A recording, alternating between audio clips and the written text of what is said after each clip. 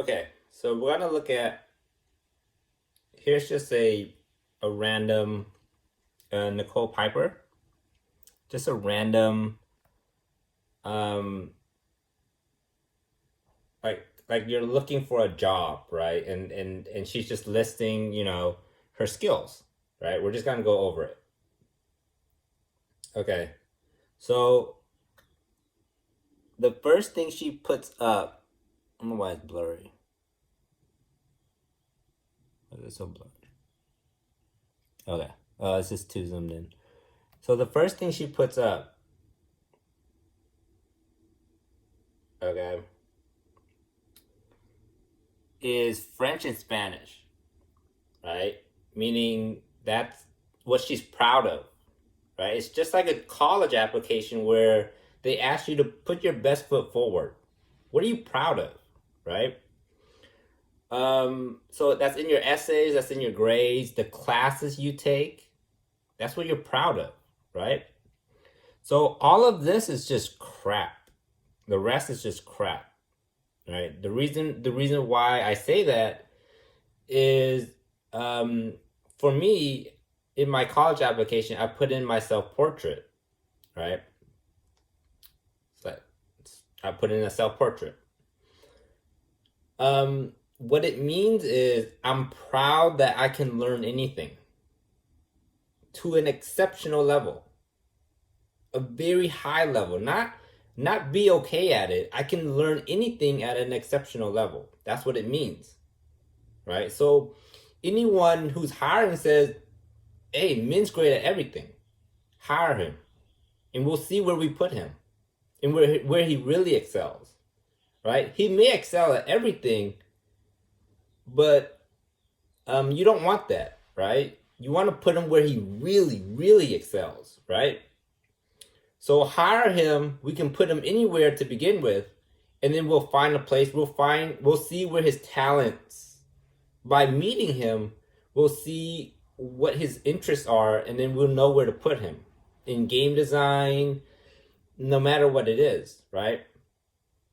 So the same thing is with Nicole here with French and Spanish. I ignore the rest. I don't care about the rest, right? The rest is just it's just fluff, right? If this was me, I would have put in French, Spanish, and maybe journalism, and then that's it. Journalism is fluff. The most important thing is French and Spanish. That's the strong skills. Meaning, she learns language at a high level. Math is a language. C++ is a language. Film study is a language. Art is a language. Government studies is a language, right? So she can learn language at a high level. That's why she put it up in front. So it's not like French 1 in high school. It's, French 3 at a high AP level, right? So what she's saying is she speaks fluent French and she speaks fluent Spanish, meaning she can study language to a high level. So that's what I look for. The rest is just, she doesn't have time, but she can study it. She can learn it, right? We're all busy, right? We don't have time to study everything. But what it shows is that she can, when she dedicates herself, she can study something to an exceptional level when she dedicates herself. So that's what I look for in your skills when you're sending in a resume or something.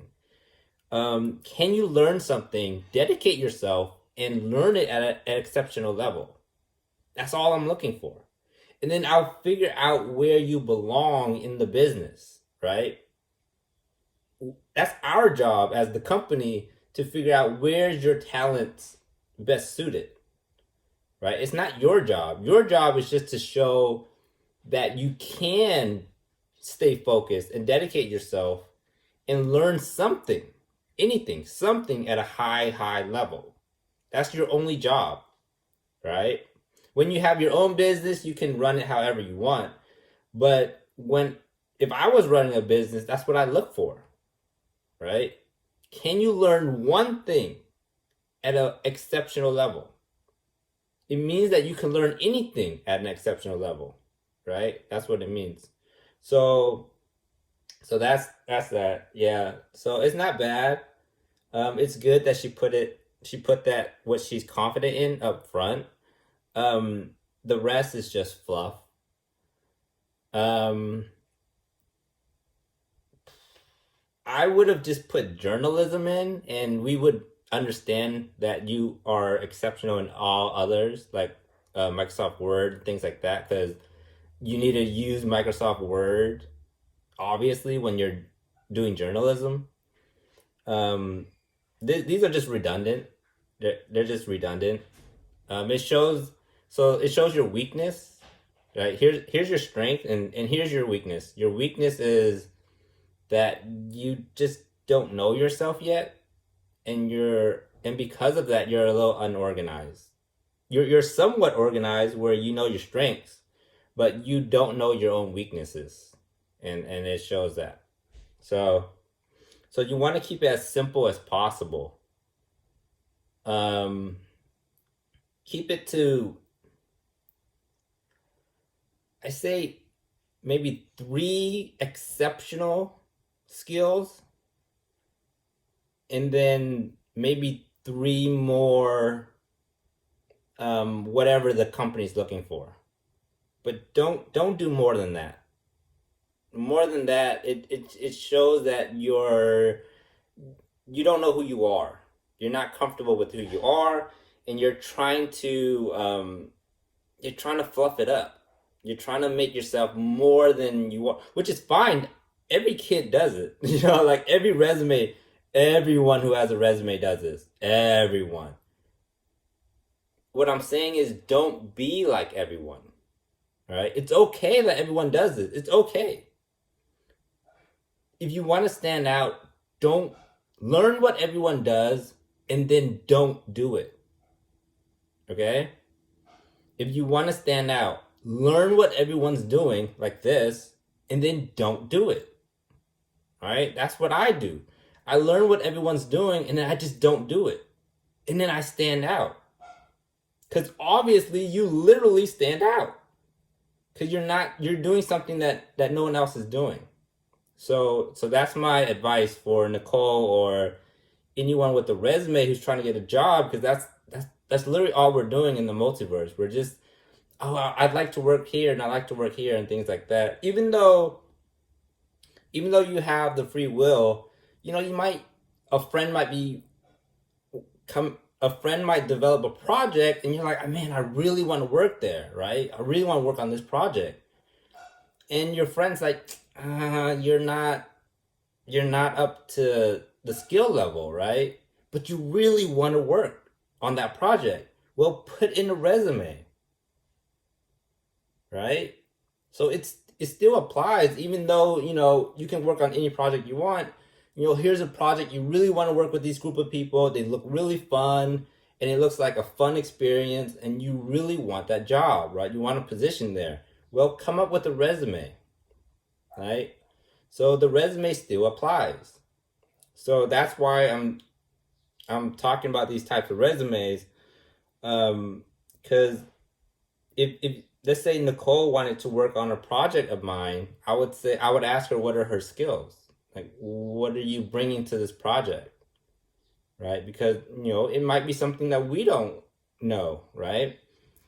So if she comes up with these fluff stuff, I'm like, are we babysitting you while you're here? Because we need leaders, right? We need people who know who they are and knows how to lead a project. We don't want to babysit. We don't have time for that. So that's basically it.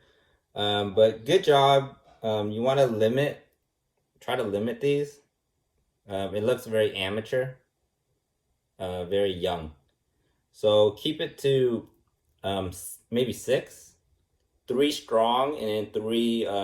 You don't have time, but the business requires it. So 3 strong ones that you're proud of, right? We want to know who you are because we're working with you. We want to know who you are. So 3 strong ones that you're proud of, and then 3 that the company might be looking for.